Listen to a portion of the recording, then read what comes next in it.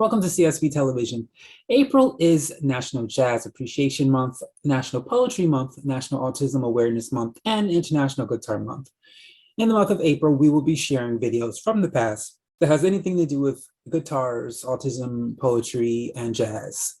Let's take a look at today's video.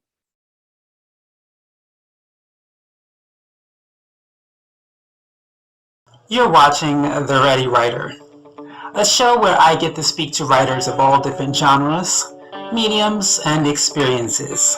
The Ready Writer. Are you ready?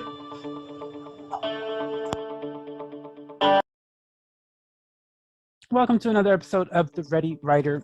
I am your host, Casey Bell, and again, we are celebrating Black Children's Book Week. Today's guest is Tunu. Hey, Thom.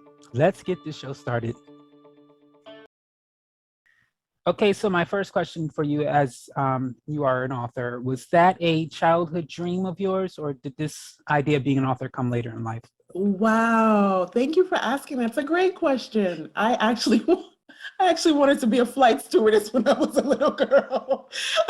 I was like, wait, you have a job where you can fly anywhere? I want to do that job. And then I realized that it may not have been as glamorous as I had imagined. And so it actually wasn't in my plans at all.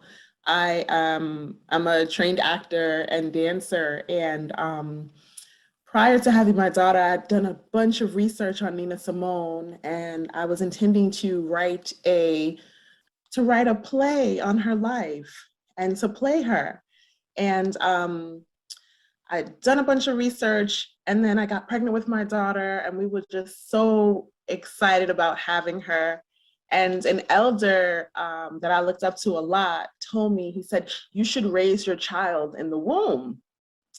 And so I took that to mean, okay, so, communicate with her, talk to her, read to her, let her listen to music, different types of music. And I started reading children's books to her feverishly.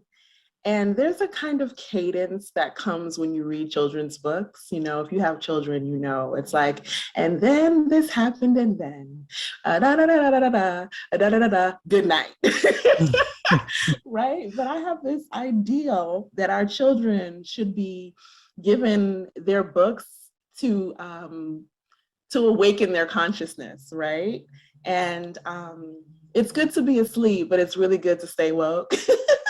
And they've got to have that ideal, right? And so honestly, the first draft of the book, I had to grab a pen, it flew out of me. And it was all in poetry. And I was just like, oh my goodness, what do we have here? And then I waited some time, and then not on purpose, but just because of life, and it was never really my intention. It was kind of something that I just had. And then a really good friend of mine, he's like, Tunu, this is actually awesome. You should publish it. And I'm just like, yeah, okay, I don't know what that even really means, And later on, my husband published a book, an amazing book, and it's called Treasures of Darkness. It's not a children's book. But it really, watching him go at it as an independent author really inspired me. And I'm like, okay, I have something. And then as Kismet would have it, COVID happened. I met an amazing illustrator. He'd just been let off from his job, from his regular employment. And we just went, like a page a week in terms of the illustrations. I I got somebody to do the layout on Fiverr. I was like, let me find the most African name I can find. I was like, somebody needs these United States coins. And so we got it laid out, and then I used my husband's publisher, and yeah, that's how that happened. That's how that happened. So I guess by the time you started, you basically already somewhat knew what to do because you saw the process of your husband, correct? I saw the process of my husband, but there's a distinct and unique challenge when selling children's books and writing for children. And the distinct and unique challenge is that the actual recipient of the book isn't the buyer, right? And yes. So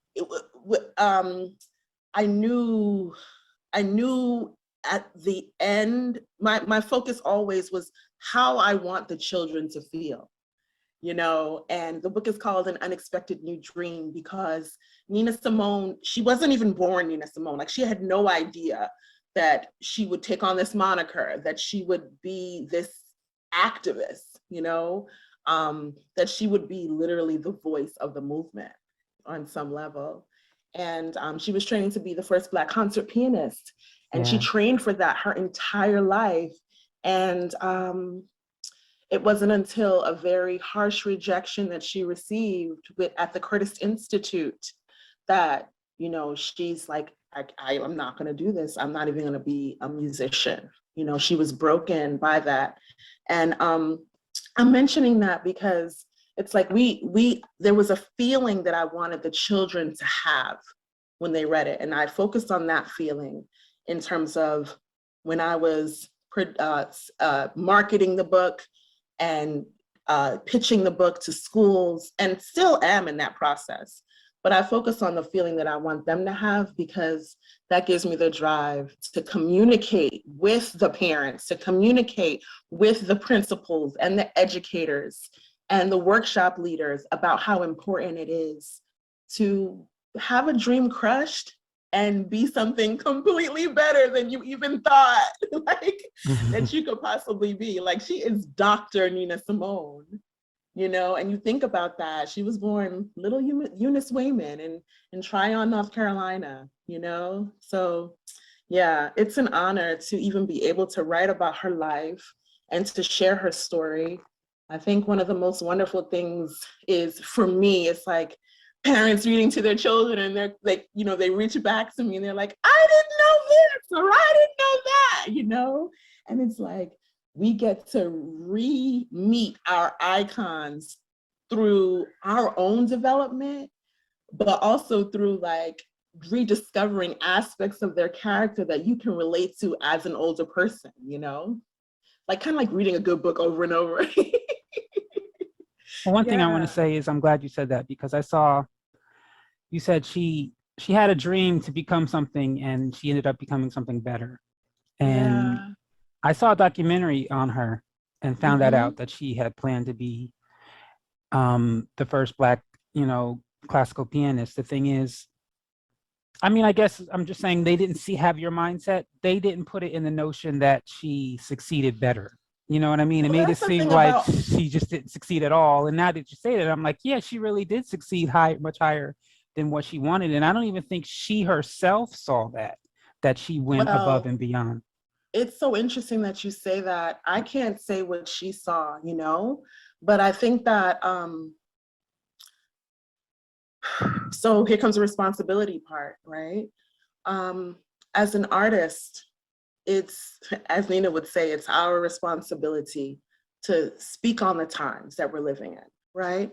And one of the reasons that this book is so important, especially now, is that my thing is, if it's not, things are challenging in one way or another for everyone. This is just something that I've come to accept. At the same time, what's my responsibility? Oh, it's so challenging. Oh, it's so hard. Oh my God, I just don't know what to do. And we're giving that message to our children. Right. And that's extremely dangerous. It's extremely dangerous because it becomes a, for lack of a better term, a paradigm that they institute, that they reconstruct consciously and subconsciously, right? Because we may not even be conscious about how much we're complaining.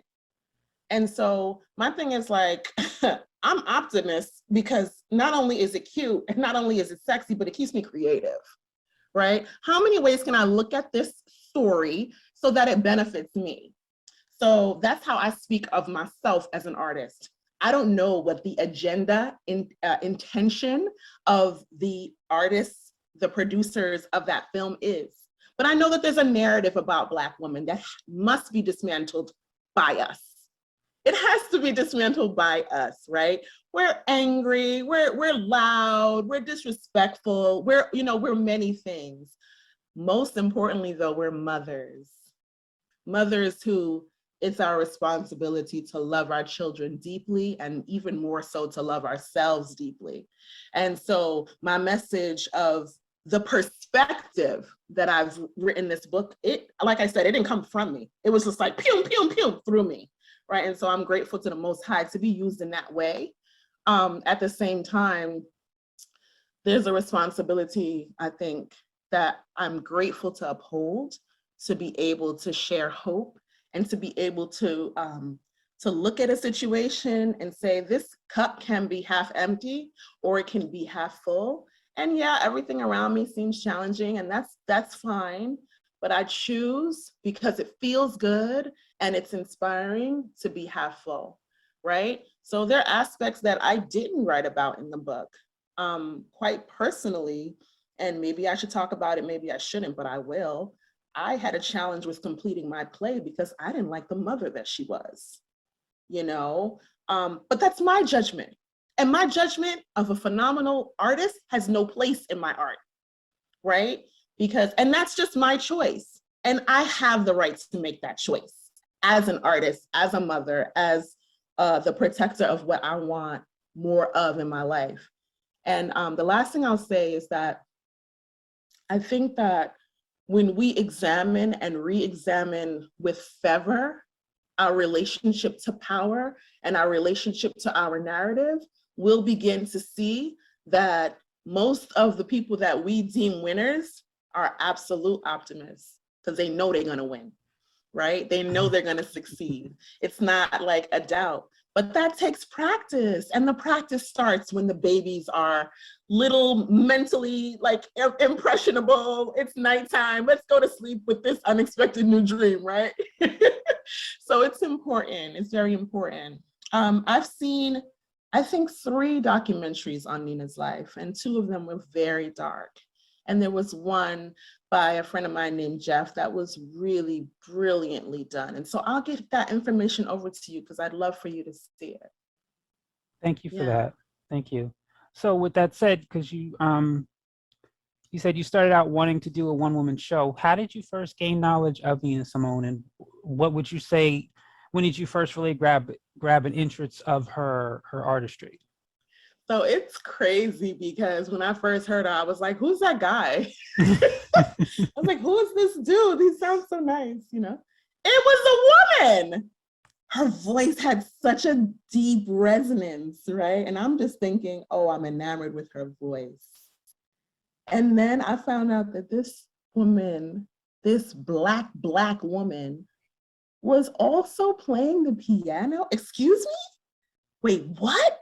And then the nuances of her playing, I'm a dancer. So like, I don't just see music. I like feel it. Look, I say I don't just see music. I don't just hear music. I see it, I feel it. It's like I'm always looking for layers in a song and surprises and things that producers put in. And that's like fun times for me. Like a hot chocolate and some music I've never listened to is like, oh, I'm home, you know? But just to listen to her, like her piano, and how it's literally another voice, you know? And then I discovered her, and then I discovered all the covers she did. And then I discovered all and then just layers on layers, right? And then it's like, wait, she's in this movie soundtrack, and she's on this commercial. And it's like literally this unspoken voice that's literally everywhere. And it's so distinct, but it's so quiet, right? So Nina's definitely like, oh, that's Beyonce again. I love Beyonce, but that's Beyonce again. Nina's not like that. She's like, she's in and out. She's everywhere. She's everywhere. And in our subconscious as a nation also, right? So I was surprised that she was a woman, and I was like, okay. And then I was even just more delighted that she was actually playing the piano. And then when I found out her relationship to the piano, I was even more in love, you know? So yeah, I'm just honored to share her story, to let people know more about her.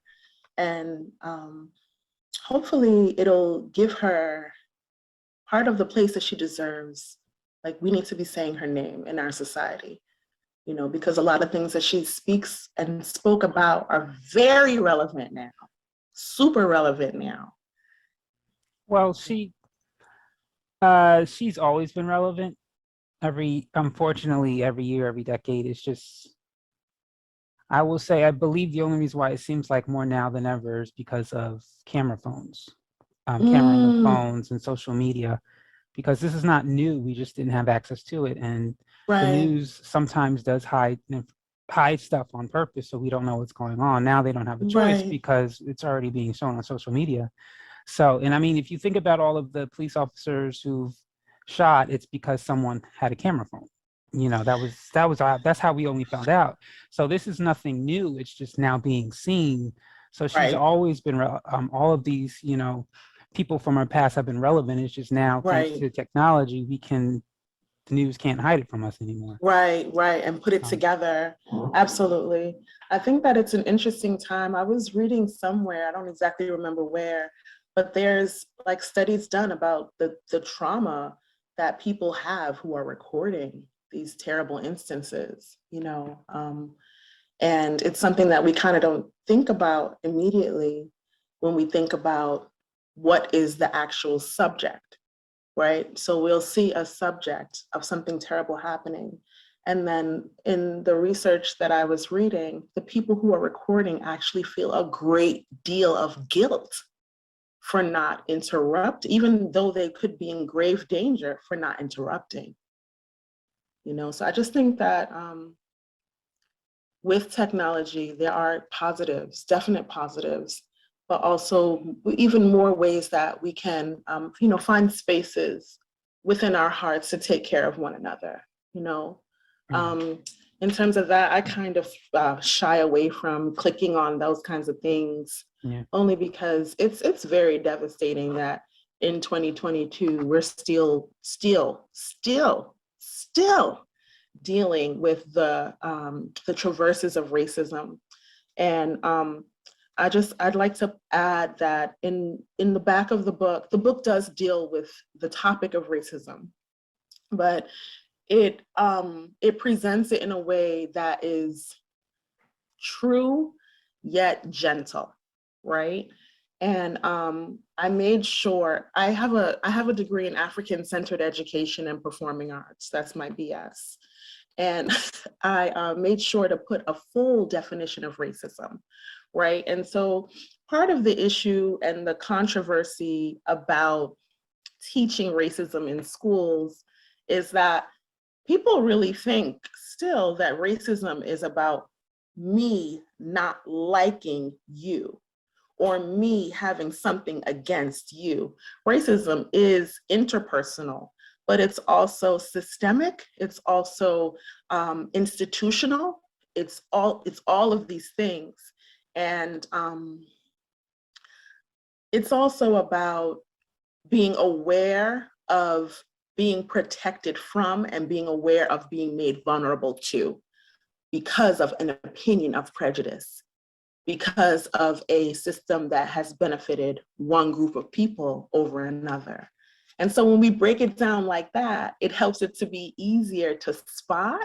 It helps there to be a lack of shame inside of, where do I fit in with this?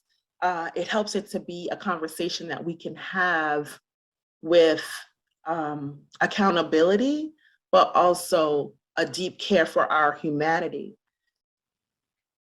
Yes. So kind of breaking away, changing the subject just a little bit. In your process of doing this publishing, what was something you learned about publishing that kind of took you off guard, that you weren't aware it was your responsibility to do? Wow, that's a really wonderful question. Um, I didn't know that it would feel like so many little steps, right? It was very different from the artistic process that I'm used to. Most of the work that I do is collaborative, right? So if I'm producing, we're all on set, we're all working through any problem that comes up, we're all troubleshooting as a group, right? We have this amount of time to get this shot. You know, if I'm teaching, I have my materials, I have my class, I have everything that I need. If there's a challenge within the classroom, I handle it immediately. When I'm in the dance studio, we're rehearsing over and over. And, you know, if somebody misses something, we all go back together and we gather it, fix it. The choreographer works it out. This was like, oh my God, there's no period there. Oh, send it back. You know, and then, okay, maybe wait a day and a half or wait for 6 more hours until it's sent back to me. It was so many small steps, right? Oh, I don't like the color of her. I don't like the style of her hair in this image. Can you change this? Make it look more like that. Or, you know, just that was very new to me, because I was in control of, I was in the driver's seat of what I wanted this end product to look like, for what I wanted to feel like. And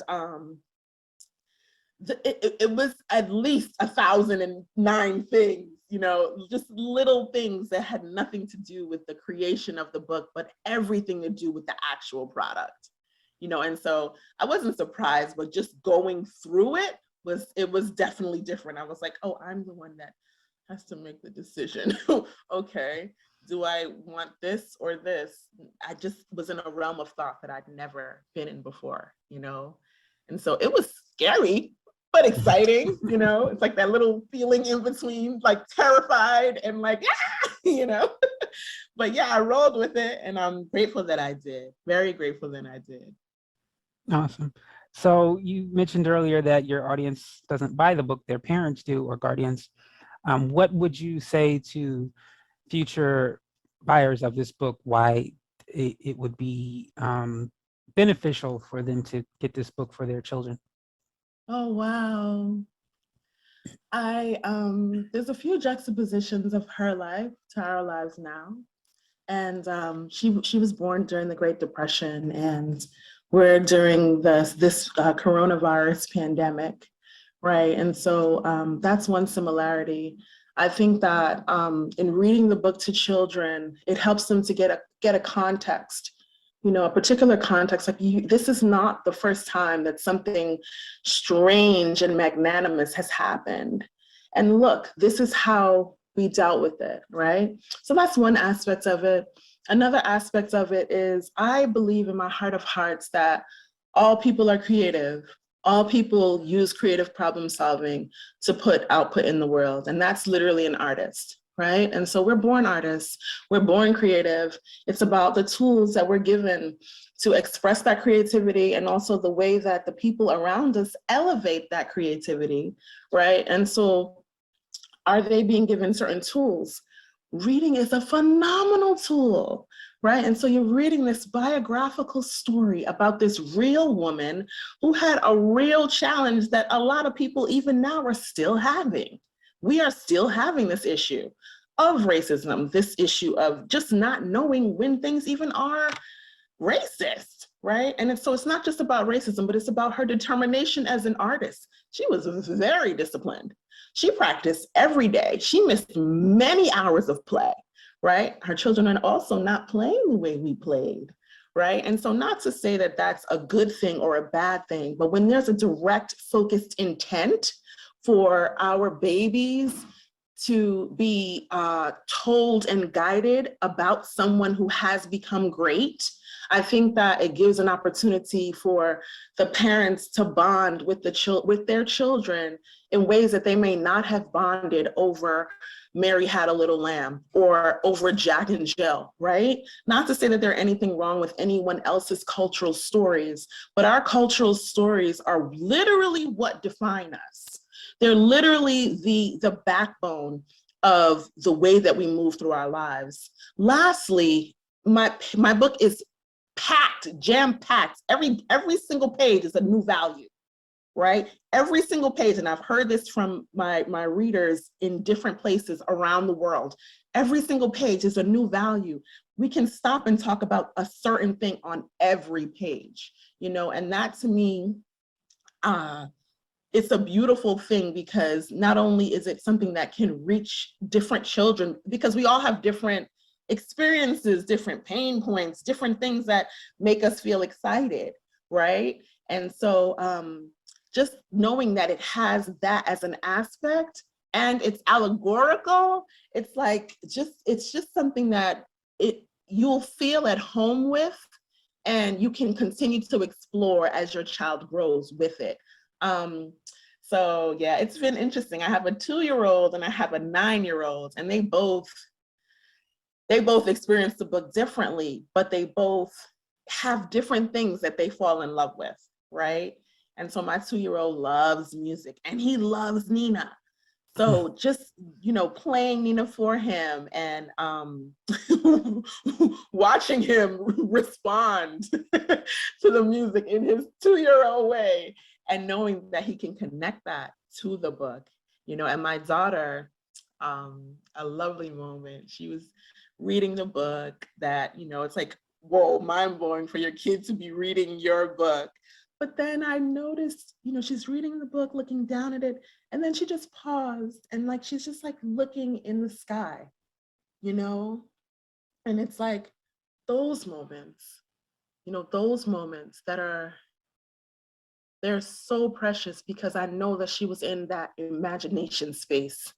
And that is such a powerful place for us to be, because that's the real seat of all creation. Creation lives seated in that space of imagination, where your mind is free and open to create what it is supposed to create, And so that's how I think of it. And I would love, the more people that experience this book, I'm touched every day, like when I get a message, or just when I get reviews of people and their experience. My heart is so touched, because that was the genuine intention. I want the children to feel uplifted, empowered, and full of themselves when they read it, So yeah.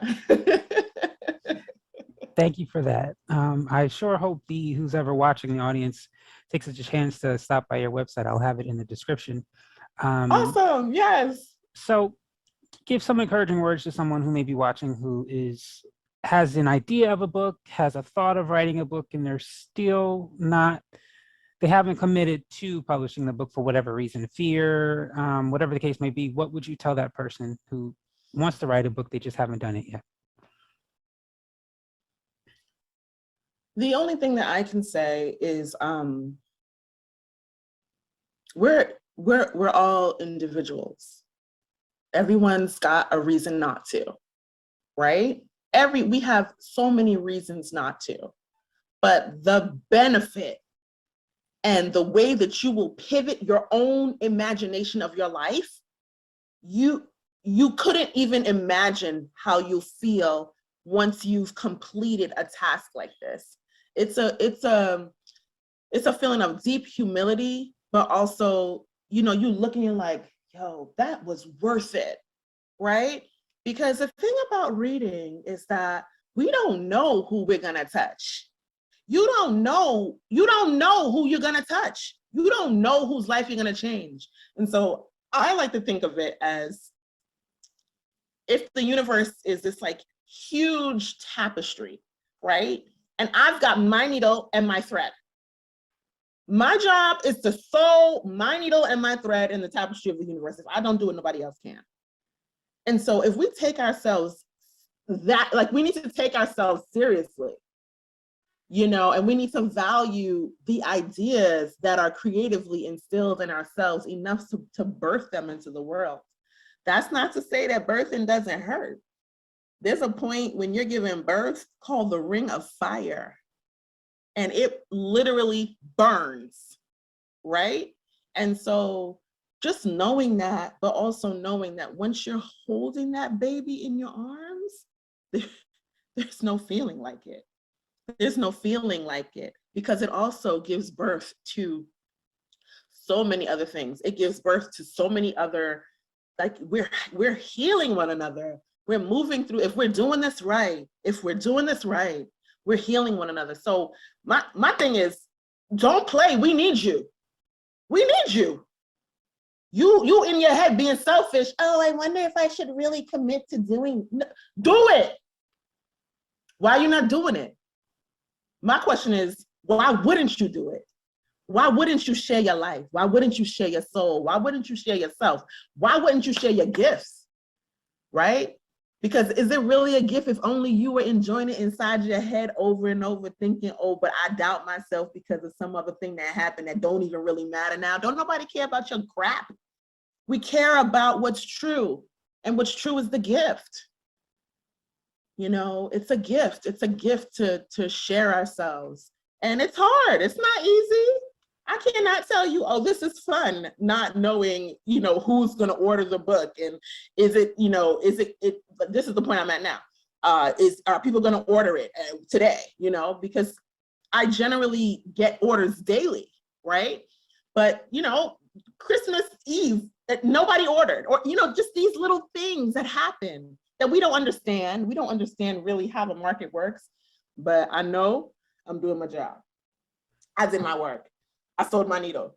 That feeling is like, woo, all right, God, you know that I did. Okay, I'm doing my best. You want me to be helped? God help me. Right? And so just working in tandem, truly with yourself, you know, truly with believing in the best part of yourself. And I'll say this, hear my voice, pick up the book. You'll feel inspired by just looking at it because you have seen this interview and it'll help you remember who you are. We have to do that for one another, and we have to allow ourselves to be touched. You know, it's fine to be impressed upon, but we have to allow ourselves to impress the people that are around us, and also to serve, you know, that work. It's not easy. I'd be tired. You know, there's times you just don't want to, but it's just like walking, right? One step in front of the other. Okay, wait, hold on. I'm gonna pause. I'm gonna take a slow step today, right? So yeah, that's the long of it. The short of it is stop playing, do it. Just do it. Stop playing, just do it. Thank you for that. Stop playing. Well, thank you so much for coming on the show. Just the last thing I ask for you to do is say something to the child who may be picking up your book and reading it. Okay, hi. I hope you like my book, and I hope you think about the words that it says. And this is what I want. I would love if, when you look at the book and you look at the back of the book and you look at the timeline that I wrote, I would love for you to think about what's happening now in your life and what you can imagine that will happen in the future of your life. Okay, that's what I would like to do. That is all the time we have today for The Ready Writer. I want to thank our guest, Tunu, Thom, for stopping on by, and you, the audience, for watching. Thank you. Have a great day.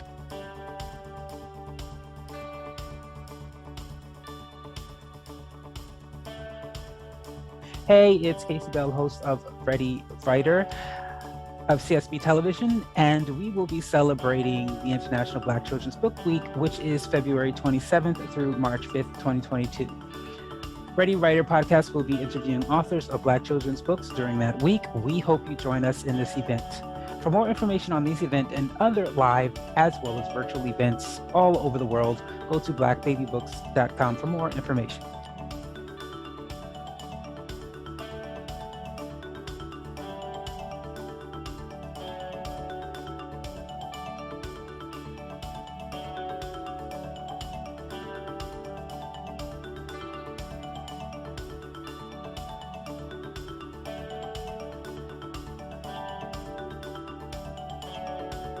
That is all the time we have for you for today. Thank you for watching. We hope to see you again.